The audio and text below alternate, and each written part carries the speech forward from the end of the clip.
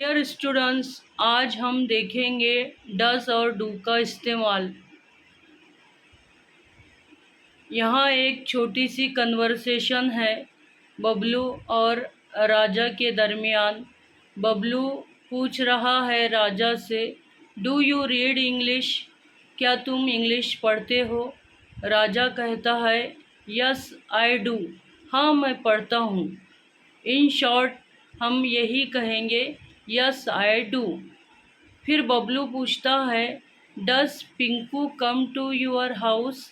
क्या पिंकू तुम्हारे घर आता है? राजा कहता है, यस ही कम्स समटाइम्स। हाँ, वो कभी कभार आता है। बबलू पूछता है, do other friends also come to you? क्या दूसरे फ्रेंड्स भी तुम्हारे घर आते हैं? राजा कहता है, यस अदर्स आल्सो कम। दूसरे फ्रेंड्स भी आते हैं। बबलू कहता है, do you stay in Delhi? क्या तुम दिल्ली में रहते हो? राजा कहता है, no I stay in Calcutta. मैं कलकत्ता में रहता हूँ। यहाँ देखिए, आई यू वी दे के साथ में डू आएगा और ही और शी इट के साथ में डज आएगा।